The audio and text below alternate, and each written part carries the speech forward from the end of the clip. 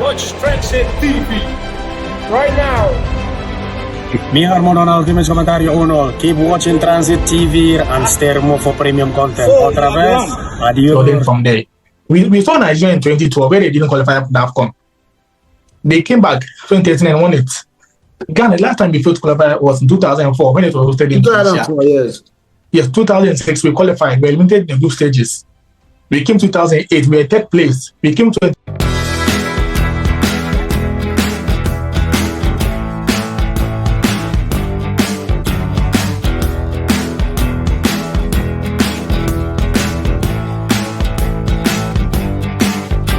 Going into the Ghanaian football, like I said earlier on, there is the side of administration. That's people who are running the football.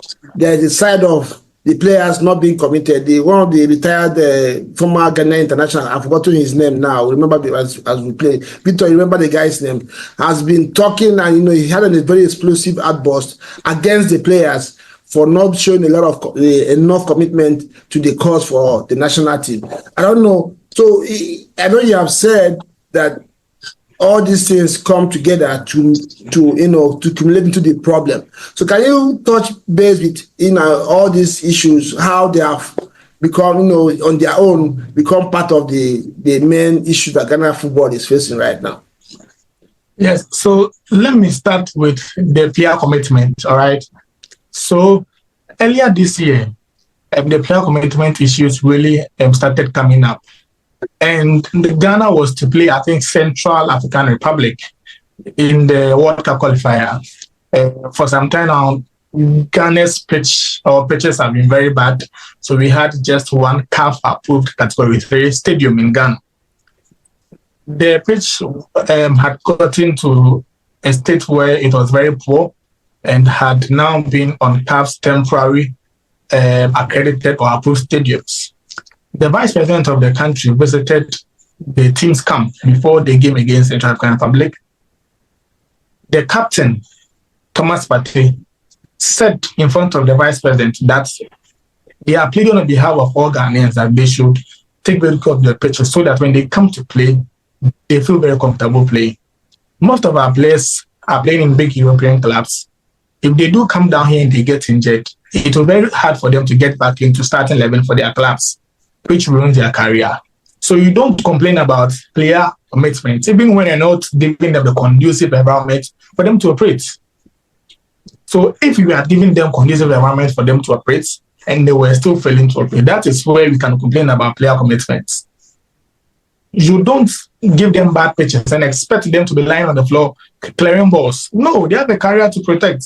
They have a career to save them. Why some of these former ex-internationals do this is because now we're talking about good pitches. I remember in those days when even countries used to use bad pitches to win games against their opponents. So some of this, like this guy now, this Badu, that is criticizing the Ghanaian players, probably in his own time, that's the time they didn't have good pitches this way. So then I always hear some of these players say, you don't have any excuse. You have to, even if you miss that on the pitch, some of them will tell that they bled on the pitch for their country. So they expect that level of commitment from these players. I don't know, do you think that's a good argument to hold that regardless of what, just do whatever it takes to get, to make your country proud? See, back in the days, the Ghanaian players, even for the 2010 squad that went to the World Cup quarterfinal, the squad, most of the players were not playing at the level at which our players are playing currently. All right. Yes. So in that case, even if you are playing on a bad pitch and you get injured, there's still a possibility to get back into a team because the level you are playing is not like what we are seeing currently. And then football has evolved. Football is not just passion. Football has become a business. These boys are using football to fend for themselves, for their family and their friends. Okay, it is a business that we are all doing. That's how we West Africans should look at football for now. If you look at the North Africans, they're actually looking at the business aspect of money. Okay, we are playing football. We are doing our pitches for now. There's a player doing very well in Europe, but his career is coming down. Let's bring him in. And Alali and others have been doing assigning players from Bishop Dortmund and others. But we come here, we just think about we just doing the football just for passion. and then commitment. If a player is not committed, I think he will not even accept to come to play for the national team in the first place. Accepting to come to play for the national team is even a sign of commitment, because no one will beat you if you decide not to play for the national team. All right. Yes. And they don't even get much time to gel, much time to come together and then form a strong bond for the national team. Another question I have for you before I bring Victor, in case you have another question to ask him, can put it together, is beyond the infrastructure, the stadium, the state of the pitch, are there other things that you think that the administration of football in Ghana are not, are really, lacking, that is also affecting how football is in Ghana at the moment? Okay, yes. The first one has to deal with our local league, right? Yes, countries who are doing very well in the world are countries who can boast of a better local league. Okay, look at Argentina winning the World Cup. You see River Plate doing very well in the Copa Libertadores. You look at Spain doing very well. Real Madrid and Barcelona will be flying in the European competitions. You look at England, Man City, Liverpool, and others will be doing very well. You look at France, PSG will be doing very well. Olympic Marseille, Lyon, and others will be doing very well. So if your local football is actually down, there's a high chance that you will not even do well in football. Come to Africa itself. Look at Egypt. Look at Morocco. You see, their clubs are doing well. Their local football is booming. If you look at South Africa, the local football is booming. Hence, you see South Africa come to AFCON, come to a competition with more than 80% of their players coming from the local football, because Mamelodi Sundowns is doing well. And these players can actually represent the national team, represent them very well. We come to Ghana. From 2012, the last time we had a Ghanaian club in the group stages of CAF Champions League was just last year. It has to take us about 11 years to get the club in the group stage of CAF Champions League. So we can't even... Yes, just the group stage. It was Mediama who got the group stage of CAF just last year. So that tells us that then we then can't even depend on these local boys, because even among their other local players in other countries, they're not doing very well. Yes, there are other situations which need to go with appointments. Mind you, after they have when Ghana sacked the coach, the management committee, the FA brought a criteria to select a new coach. The first one was that the coach must be a proven winner. The second one was that the coach must have 15 plus years experience. The third one was that the coach must have a good record of ensuring discipline. The fourth one was that the coach should be good at developing players, your young players. We go in for Tuado, who is not a proven winner in any case. In that first stage, we fail. So we are not even going by the regulations, by your own rules or standards. Yes, what we set. Yes, what we set for ourselves. So that's where the first problem comes. So that is why we're going for bad decisions.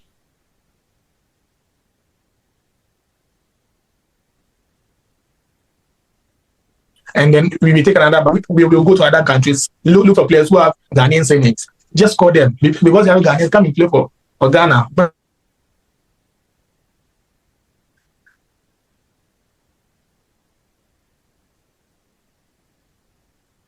it is not done that way. It's not done that way. Under 20 side to Zombie Cup, where Nigeria beat them by 2-1. But will you be surprised by that?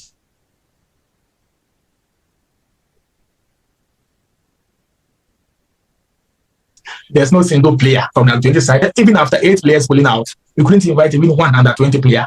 So I think financing has been bad, appointment has been bad.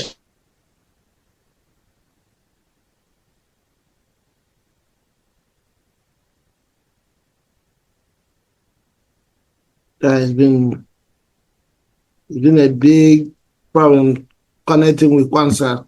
Doing like this, we can actually count on them. So I think the administration is failing us. Appointment is bad, and local football is also bad. Victor, do you have any question for him before I? Yeah. What do you think about Ghana also investing in youth football? I'm not talking about the local league for Ghana. I'm talking about the national underage teams, like the under 17s, under 20s, under 23. They have it's been a long time since we saw a transition from the under-20s into the national team, from the under-17 into the national team. You look at the current crop of players for the Super Eagles of Nigeria. Osimhen was part of those people, the players that was with the under-17 for Nigeria. Taiwo Awoni was also they were watching from under-17 to 2021 to national team. Even Ihan Achoa as well. Yeah, so that progress, is it that the age grade teams that have been representing Ghana over the years, is it that the players are not quality enough for them to be included in the national team? What is the level of progress that we have seen from these players, from the under-20 World Cup, under-17 World Cup? Where are they now? What are they doing? So that it could be potential replacements, instead of the Ghana FA going into Europe to look for players, like you said, with Ghanaian names. So what do you think about that? Yeah, you see, you are both mentioning players who play for under 20 teams and who are playing for the Super Eagles currently. If you ask me, 2021 under 20 from Ghana won the AFCON, if you remember. And from that crop of players, we just have one player in the Black Stars currently. Just one player. We don't know where the rest are. That is Abdul Fattah. He plays for Leicester City currently. He's the only player from that time, from that AFCON winning side, who currently plays for the Black Stars. We've neglected all the players. In March, we played African games. The under-20 side of Ghana won the gold in African games. In the current under-20 side, who played the Wapos Zombi just last month or early this month, we have just about 9 players in that 25-man squad. So the transition has been bad. When we get to bigger tournaments in the juvenile football, we feel, or the football people feel that that's the time to showcase their players. So they then go in for players that we don't even know. So sometimes it's always shocking when you see the squad list for our juvenile national teams. And as something has been bad, we don't even know what they are doing. They don't qualify for any tournaments. They don't play any friendly games. Back in the days, you ask some of the former players, and they told you that back in the days, they were going to villages, they were going to the local towns to scout for players. When they scout for them, they camp them at one place and make sure that they go to the right channels. But now, we are not doing that.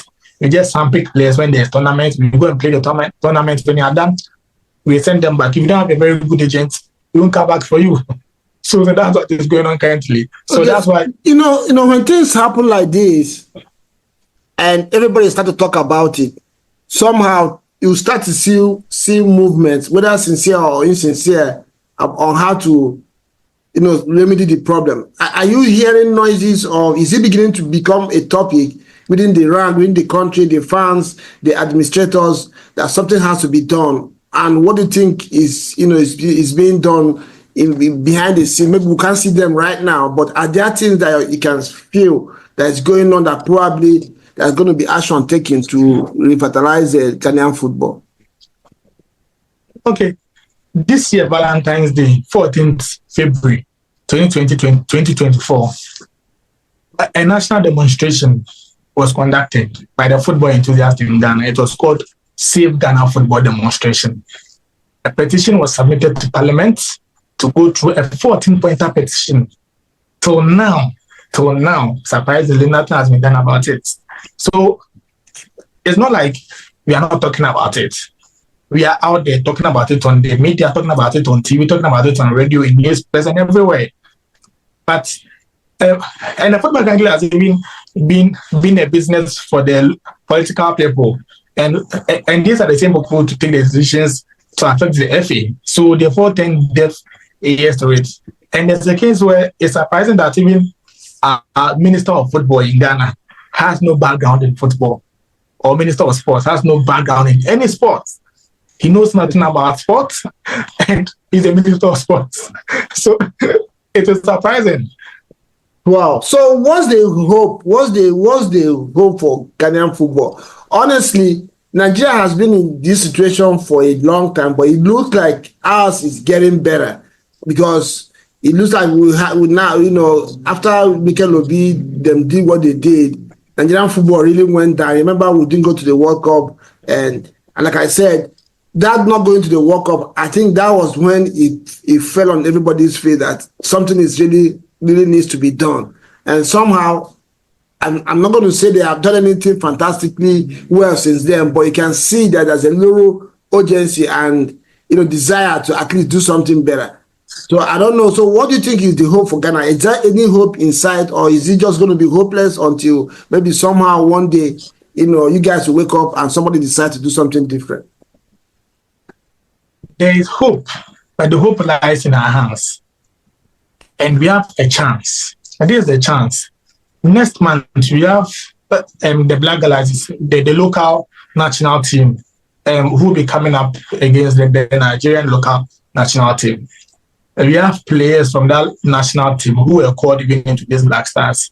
We saw one that defender who did very well today, who is part of that squad.